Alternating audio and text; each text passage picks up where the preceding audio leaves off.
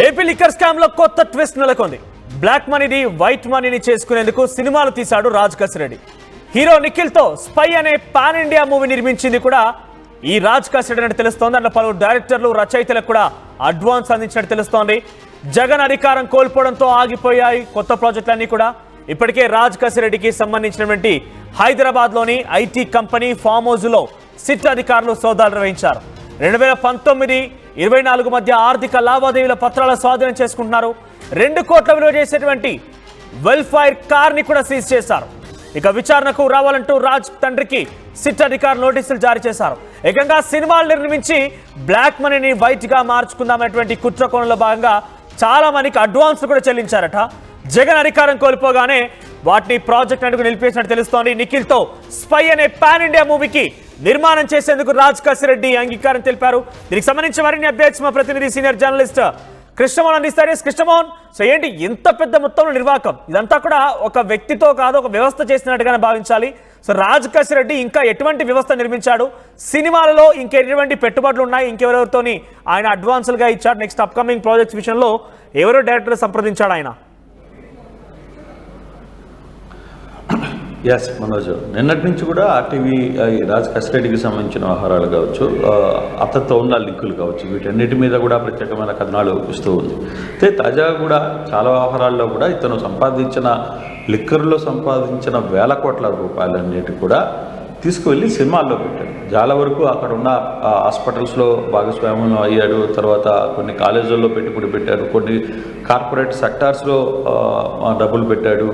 తర్వాత అసలు వాస్తవంగా సినిమాలకి అంటే నిఖిల్ హీరోగా స్పై అనే సినిమా పాన్ ఇండియా సినిమాని కూడా తీసిన పరిస్థితి అయితే ఉంది. చాలామంది కొత్త డైరెక్టర్లు ఇటీవల చాలా వరకు సక్సెస్ఫుల్ అయిన డైరెక్టర్లు వాళ్ళందరికీ కూడా అడ్వాన్స్ ఇచ్చారు. ప్రాజెక్టులు ఉన్నారు, సినిమా స్టోరీస్ అన్నీ కూడా రెడీ అయ్యి, అయితే ఒకసారిగా ప్రభుత్వం కోల్పోవడం, తర్వాత ఈయన మీద కూడా అసలు వ్యవహారం అంతా కూడా వెలుగులోకి వస్తుంది అన్న నేపథ్యంలోనే తను ఈ వ్యవహారాన్ని అంతా కూడా తప్పించుకునే ప్రయత్నం అయితే చేశాడు. అయితే ఇప్పటి వరకు జరుగుతున్న వ్యవహారంలో ఈ వ్యవహారాలు గతంలో కూడా అందరికి కొంత సమాచారం ఉంది. ఇంత డబ్బులు అస్సలకి అంటే తాను ఒక్కడే రాజ్ కసిరెడ్డే ఇన్ని వేల కోట్ల రూపాయలు స్కామ్ చేస్తే అసలుకి దీని వెనకాల ఉన్న పెద్దలకి ఈ రాజ్ కసిరెడ్డి నిజంగానే అంత డబ్బులు ఇచ్చాడా, లేదు అసలు వాళ్ళను కూడా మోసం చేశాడా అనే ఒక చర్చ అయితే ఇప్పుడు చాలా సీరియస్గా జరుగుతుంది. వైసీపీలో పార్టీలో ఈ వ్యవహారాలన్నీ ఒక్కొక్కటి వెలుగులోకి వస్తున్న నేపథ్యంలో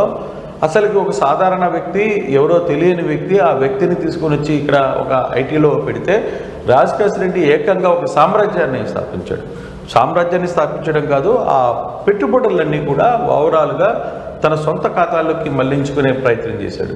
అంటే దీంట్లో ఎవరైతే పెద్దలు అండగా ఉండి వ్యవహారాన్ని నడిపించారో వాళ్ళను కూడా మోసం చేశాడని ఒక చర్చ ఇప్పుడు వైసీపీలో చాలా సీరియస్గా జరుగుతుంది. దీని వెనకాల ఇంత పెద్ద కుట్ర చేయడం, ఇంత పెద్ద సామ్రాజ్యాన్ని ఎలా స్థాపించగలిగాడు, కేవలం ఒక 2-3 స్నేహితులతో అడ్డం పెట్టుకుని ఈ వ్యవహారాన్ని అంతా కూడా ఎలా ముందుకు నడిపించగలిగాడు, అంటే వ్యవస్థని ఎంతవరకు తన చేతిలోకి తీసుకున్నాడు అని. కానీ ఇప్పుడు ఏమంటున్నాడు రాజ్ కసిరెడ్డి, నేను బాంబేలో మెయిల్స్లో కానీ ఇంకోటి కానీ నేను ఐటీ డిపార్ట్మెంట్ చెప్తే నాకు వేరే సంబంధం లేదు అంటున్నాడు.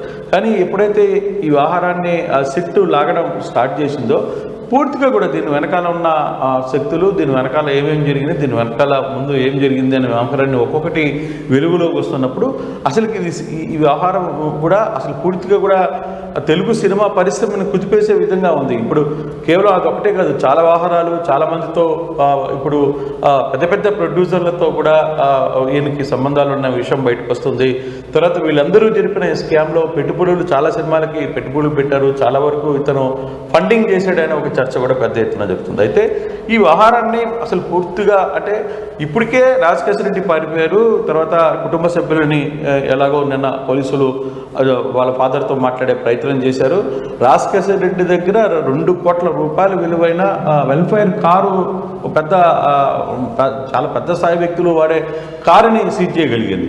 అంటే ఇన్ని వ్యవహారాలు జరుగుతూ ఉంటే మరి ఈ వ్యవహారాన్ని ఎందుకు గత ప్రభుత్వంలో అసలు పెద్దలు ఇప్పుడు వాళ్ళతో వైసీపీలో ఉన్న కొంతతో మాట్లాడుతుంటే అసలు ఏం జరిగింది బాబు, ఇంత స్కామ్ జరుగుతుంది, మీకు మీ నోటీసులో ఉందంటే అసలు మాకే తెలియదంటే వీడికి ఎంత చేశాడరా బాబు అనే ఒక ఆలోచనలోకి పడిపోయారు. అయితే ఇప్పుడు ఈ వ్యవహారాన్ని కేవలం ఒక ఆంధ్రప్రదేశ్లోనే కాదు, బయట అంటే ఆల్మోస్ట్ ఆల్ తెలంగాణ ప్రాంతాల్లో బెంగళూరులో కూడా కొన్ని ఆస్తులు కూడగట్టగలిగారు అనేది చాలా పెద్ద ఎత్తున జరుగుతుంది. చాలా వరకు కూడా పెట్టుబడులు పెట్టారని. అంటే ఇంత చిన్న కేవలం ఒక 2 సంవత్సరాల్లో ఒక సాధారణమైన వ్యక్తి ఇన్ని కోట్లకి ఎలా రాగలిగాడు? దీని వెనకాల కేవలం ఒకటే, రోజుకి దాదాపుగా 60 కోట్ల రూపాయలు నుంచి 100 కోట్ల రూపాయలు డబ్బులు లంచాల రూపంలో వచ్చేవి అనేది. ఆ డబ్బునంతా కూడా హవాలా తీసుకుని తాను ఒకడే కాదు, తాను వెనకాల ఉన్న పెద్దలకు కూడా ఇచ్చారు. అంటే వాళ్ళకు కూడా నిజంగానే అతను మోసం చేశాడు, చాలా వరకు వాళ్ళకు కూడా బక్క కొట్టాడు. వాళ్ళకు కూడా ఇవ్వాల్సిన షేర్ ఇంతే వచ్చిందని చెప్పడమా, లేకపోతే వీళ్ళకి ఒక రేటు చెప్పి వాళ్ళకి ఒక రేటు చెప్పి ఆ విధంగా మధ్యలో మీడియేషన్ చేసి పూర్తిగా ఇతనే నొక్కేయడమా అనే చర్చ కూడా జరుగుతుంది. కానీ ఇంత పెద్ద స్కామ్ని చేయగలిగాడు అంటే మాత్రం వెనకాల చాలా పెద్ద పరిస్థితి ఉంది. ఇప్పటికీ రాజశేఖర రెడ్డి ఎక్కడున్నాడో పోలీసులు పట్టుకునే పనులు అయితే ఉన్నారు. కానీ రాజశేఖర రెడ్డికి అంతర్గతంగా చాలామంది అధికారులు కావచ్చు, ఒక సెక్షన్ ఆఫ్ టీమ్ ఈ శాఖలో లిక్కర్ శాఖలోనే దాదాపుగా మద్యం శాఖకు సంబంధించిన వ్యవహారాల్లో కీలకంగా ఉన్న వ్యక్తులు ఎప్పటికప్పుడు వ్యవహారాన్ని అంతా కూడా రాజశేఖర రెడ్డికి చేరవేసే ప్రయత్నం చేశారు. కాబట్టే ఎక్కడ రాజశేఖర రెడ్డి ఇప్పుడు వరకు కూడా బహుశా రాజశేఖర రెడ్డి ఇండియాలో ఉన్నాడా, ఇండియాను దాటి వెళ్ళిపోయాడా అనే డౌట్ కూడా ఇప్పుడు వస్తున్న పరిస్థితి. మొత్తం మీద చాలా మంది కూడా విచారిస్తున్నారు, స్నేహితులను విచారిస్తున్నారు, తనకు సంబంధించిన కుటుంబీకులను విచారించారు, ఇప్పటికీ ఉన్నటువంటి ఒక కారు కూడా సీజ్ చేశారు. కానీ రాజశేఖర రెడ్డి మాత్రం దొరకడం లేదు. రాజశేఖర రెడ్డిని రాబట్టేందుకు, రాజశేఖర రెడ్డి తిరిగి విచారణకి ఆయన తీసుకొచ్చేందుకు పోలీసు ఎటువంటి ప్రయత్నాలు చేస్తున్నారు? అంటే ఆయన ఎక్కడున్నారనేది కనీసం ఆ కుటుంబీకులు విచారించినప్పుడు, స్నేహితులు విచారించినప్పుడు వారి నుంచి ఎటువంటి సమాధానం రాలేదా? అంటే వాళ్ళ దగ్గర నుంచి అయితే మాకు ఒకటే సమాధానం, మాకు తెలియదు, మాకు వాస్తవంగా ఏం జరిగిందో మాకు తెలియదు అని వాళ్ళ పేరెంట్స్ అయితే దగ్గర నుంచి అయితే వస్తుంది అనేది పోలీసులు కొంత సమాచారం చెప్తున్నప్పటికీ కూడా.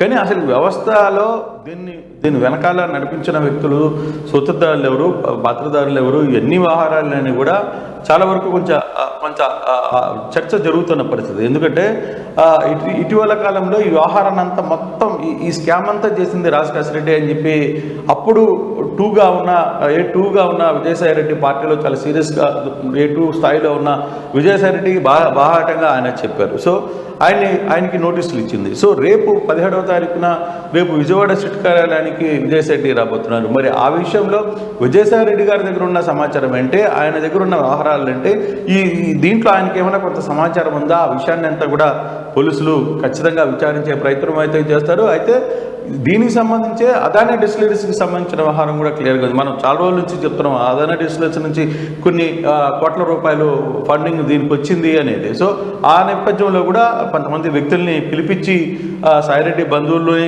మొత్తాన్ని కూడా పిలిపించి మాట్లాడారు. అయితే ఇక్కడ జరిగిన ఈ స్కామ్లో సాయిరెడ్డి రోల్ ఏంటి, లేకపోతే ఇప్పుడు సాయిరెడ్డి అప్రూవల్గా మారిపోతున్నారు అనే ఒక సమాచారం వస్తున్న నేపథ్యంలో సాయిరెడ్డిని కాపాడే ప్రయత్నం చేస్తుందా? ఎందుకంటే సాయిరెడ్డి పార్టీని కూడా రాజ్యసభను వదులుకున్నారు, పార్టీకి దూరమయ్యారు, పార్టీ మీద సీరియస్గా నిందలు వేస్తున్న నేపథ్యంలో ఇప్పుడు తన రోల్ ఏ విధంగా ఉండబోతుంది అనేది కొంత చూస్తుంది. అయితే ఇప్పుడున్న కూటమి ప్రభుత్వం సాయిరెడ్డిని కాపాడే ప్రయత్నం ఏమన్నా చేస్తుందా? ఆ దిశగా కూడా కొన్ని చర్చ అయితే జరుగుతున్న పరిస్థితి. మరి ఈ ఓవరాల్గా ఈ పిక్చర్లో రేపు సాయిరెడ్డి 17వ తారీఖున వస్తున్న పరిస్థితి. మరోవైపు ఇప్పటికీ ఇంకా హైదరాబాద్లో సోదాలు చాలా ప్రాంతాల్లో జరుగుతున్న సమాచారం ఉంది. ఒక్కొక్కటిగా అక్కడ ఉన్న సమాచారాన్ని అంతా కూడా సేకరించే పనిలో పోలీసులు ఎత్తేపడ్డారు. ఒకవైపు కొందరు ఈ వ్యవహారాన్ని మొత్తం కూడా కొంత బయటికి సమాచారానికి కొందరికి అందిస్తున్నారు. వాళ్ళ పార్టీకి వాళ్ళు ఎస్కేప్ కావడానికి అండర్గ్రౌండ్లోకి వెళ్ళిపోయే వాళ్ళు చాలామంది అండర్గ్రౌండ్కి వెళ్తున్నారు. అయితే ఇంత వ్యవహారాన్ని జరిగి ఇంత ఎవిడెన్స్ ఉండి కూడా కొంత ఆలస్యం జరిగింది ఈ వ్యవహారంలో అనే ఒక చర్చ జరుగుతుంది. కానీ ఇప్పటి వరకు కూడా ఈ వ్యవహారంలో హైదరాబాద్ లో పలు చోట్ల సోదాలు నిర్వహించారు. అక్కడ నుంచి ఎటువంటి కీలకమైన పత్రాలని ఇంకేదైనా సీజ్ చేశారా? అంటే కేవలం కారు మాత్రమే సీజ్ చేశారా? ఇంకేమైనా కీలకమైన పత్రాలు ఉన్నాయా? వాటిని స్వాధీనపరుచుకున్నారా పోలీసులు? సో ఆర్ఎట్ హాస్పిటల్ దగ్గరికి వెళ్ళినప్పుడు కొన్ని డాక్యుమెంటేషన్స్ తీసుకున్నారు. తర్వాత వాళ్ళ మేనళ్ళు, తర్వాత వాళ్ళ బంధువులకి వెళ్ళినప్పుడు అక్కడ కొంత సమాచారాన్ని చేసుకున్నారు. ఈషా క్రియేషన్స్ ఏంటి, ఈడీ క్రియేషన్స్ ఏంటి, తర్వాత వాళ్ళ కూతురు మీద ఉన్న ఇన్ఫ్రాస్ట్రక్చర్ ఏంటి, సో వీటన్నిటికి సంబంధించి కొంత డాక్యుమెంట్స్ అయితే కొన్ని సేకరించారనేది తెలుస్తుంది. కానీ ఇది పూర్తిగా కూడా ఏమేమి ఉన్నాయి, ఏమేమి దొరికాయి అనే సమాచారాన్ని అఫీషియల్గా సిట్ అయితే చెప్పాలి. కానీ చాలా వరకు కూడా కొంత సమాచారం చాలా క్లియర్గానే పోలీసులు రాబట్టగలిగారు అని ఒక సమాచారం అయితే ఉంది. ఒక్క రాజకేశ్వరరెడ్డిని చెప్తే రాజకేశ్వరరెడ్డి ఆల్రెడీ ఎక్కడికో వెళ్ళిపోయాడు. ఇప్పుడు ఆ రాజకేశ్వరరెడ్డిని పట్టుకునే ప్రయత్నం చేస్తారా లేదు ఇంకా మరి ఎన్ని రోజులు పడుతుంది ఈ కేసుని తేల్చే పనిలో పూర్తిగా ఉందా? సో ఇప్పటి వరకు కేసుకి సంబంధించిన అరెస్టులు కానీ లేకపోతే ఇంకోటి కానీ ఇప్పటి వరకు ఏమీ జరగలేదు. కేవలం నోటీసులు మాత్రమే పంపించారు. వాళ్ళ దగ్గర నుంచి సమాచారం తీసుకుంటున్నారు. వచ్చిన డబ్బుని ఏ విధంగా ఫండ్ డైరెక్ట్ చేశారు, ఏ విధంగా ఫండ్ బయటకు వెళ్ళింది అనే ఒక దాని మీదనే చర్చ ఉంది. కానీ సూత్రధారి పక్కాగా రాజకేశ్వరరెడ్డి కాబట్టి అతని దగ్గర నుంచి అసలు సమాచారాన్ని అంతా కూడా రాబట్టగలగాలి. ఒకవేళ రాజకేశ్వరరెడ్డి దొరికితే అతన్ని అప్రూవల్గా మారుస్తారు. ఇప్పటికే వాసుదేవ్ రెడ్డి అప్రూవల్గా మారాడని చెప్తున్నారు. అతని చేత కంప్లైంట్ తీసుకున్న తర్వాత అతనికి ఏదైతే రైల్వేస్ ఉద్యోగానికి ఆర్డర్స్ కూడా ఇచ్చేసింది, గవర్నమెంట్ జీవో కూడా ఇచ్చేసిన నేపథ్యంలో అతను ప్రశాంతంగా అతను తిరుగుతున్నాడు. అసలు సూత్రధారి పాత్రధారి వాసుదేవ్ రెడ్డి ఎండీగా ఉన్నాడు. ఆ రోజు వ్యవహారాన్ని అంతా నడిపించింది అతను. అయితే డైరెక్షన్ మాత్రం రాజకేశ్వరరెడ్డికి. అయినా కూడా అధికార హోదాలో ఉండి ఆ వ్యవహారాన్ని అంతా నడిపించిన వాసుదేవ్ రెడ్డిని ఈరోజు అతనికి కొంత విడుదల కల్పించారు. అతను కేంద్ర సర్వీసులో జాయిన్ కావడానికి కూడా అతనికి పర్మిషన్ ఆంధ్రప్రదేశ్ ప్రభుత్వం జీవో ఇచ్చింది. సో ఇటువంటి పరిస్థితుల్లో అసలుకి ఏం జరుగుతుంది అనే కొంత గందరగోళమైన పరిస్థితులు అవుతుంది. కొంతమందిని వదిలేస్తున్నారు, కొంతమందిని గట్టిగా పట్టుకునే ప్రయత్నం జరుగుతుంది. సో ఈ వ్యవహారం అంతా కూడా ఒకసారిగానే చూస్తే అసలు రాజకేశ్వరరెడ్డి అనేది టార్గెట్ చేశారు. రాజకేశ్వరరెడ్డిని ఏ విధంగా పట్టుకురావాలనే అంశం మీద మాత్రం పోలీసులు చాలా సీరియస్గా వర్కౌట్ చేస్తున్న పరిస్థితి ఉంది. Thank you Krishnamohan. So spy movie Nikhil నటించినటువంటి స్పై మూవీ దానికి సంబంధించి ప్రొడ్యూసింగ్ కూడా ఆయనే చేశారు. ఒకసారి ఫొటోస్ మీరు చూడండి. ఇక్కడ నిఖిల్ ఉన్నారు, పక్కనే heroine director and art director కూడా ఉన్నారు. సో దాంట్లో రాజకేశ్వరరెడ్డి, ఇక్కడ రాజకేశ్వరరెడ్డి అంటే మీరు అఫీషియల్గా చూస్తే ప్రొడ్యూసర్ నేమ్లో కె రాజశేఖర్ రెడ్డి అని ఉంటుంది. ఆయన ఈ రాజకేశ్వరరెడ్డి. అక్కడ నిఖిల్ పక్కనే కనిపించే వ్యక్తి ఈయన రాజకేశ్వరరెడ్డి. సో అక్కడ ప్రొడ్యూసర్లో కూడా మీరు చూస్తే అదే ఉంది. అంటే పాన్ ఇండియా లెవెల్లో మూవీ చిత్రీకరించి బ్లాక్ మనీని వైట్ మనీగా మార్చుకునే క్రమంలో రాజకేశ్వరరెడ్డి ఈ రకమైన ప్రయత్నాలు చేశాడని చాలా క్లియర్గా అర్థమవుతోంది. ఇక్కడ ఆయన కేవలం ఒక వ్యక్తిగా కాదు, వ్యవస్థగా ఏర్పడి ఇందాక సీనియర్ జర్నలిస్ట్ కృష్ణమోహన్ చెప్పినట్టుగా రోజుకి 60 కోట్ల రూపాయలు అంటే ఇంత మొత్తంలో ఉన్నటువంటి ఆ కమిషన్ని ఆ డబ్బుల్ని ఏ స్థాయిలో ఆయన బ్లాక్ మనీని పాజిటివ్గా మార్చుకునే ప్రయత్నం చేశాడనేది చాలా క్లియర్గా అర్థమవుతోంది. సో ఇటువంటి సినిమాలోనే కాకుండా మరికొన్ని ప్రాజెక్ట్స్కి సంబంధించి అప్పటికి అడ్వాన్స్ కూడా ఇచ్చినట్టు తెలుస్తోంది. ఆ అడ్వాన్సులు అది ముఖ్యమంత్రిగా జగన్మోహన్ రెడ్డి ప్రభుత్వం పోవడంతోనే, వైసీపీ అధికారం కోల్పోవడంతోనే కొన్ని ప్రాజెక్టులు కూడా ప్రస్తుతం ఆగిపోయినట్టు తెలుస్తోంది. ఇప్పటికే హైదరాబాద్లోని పలు ఆఫీసుల్లో పలువురి ఇళ్లలో ఆయన స్నేహితుల దగ్గర సోదాలు నిర్వహించారు. మరొక 3 వ్యక్తులు కూడా ఉన్నారు ఆయనతో పాటుగా. చాణక్య, ముప్పిడి అవినాష్ రెడ్డి, మరొక వ్యక్తి ఇక్కడ ఈ 3. సో తీగల విజయేందర్ రెడ్డి, వీళ్ళందరూ కూడా ఉన్నారు. సో ఈ 3 కలిసి రాజకేశ్వరరెడ్డితో ఈ వ్యవహారాన్ని చక్కదిద్దినట్టు తెలుస్తోంది. సో ఇంకా రాజకేశ్వరరెడ్డి వ్యవహారంలో మరింత లోతుగా సిట్ అధికారులు విచారించిన కొలది కొత్త అంశాలు బయటపడుతూనే ఉన్నాయి.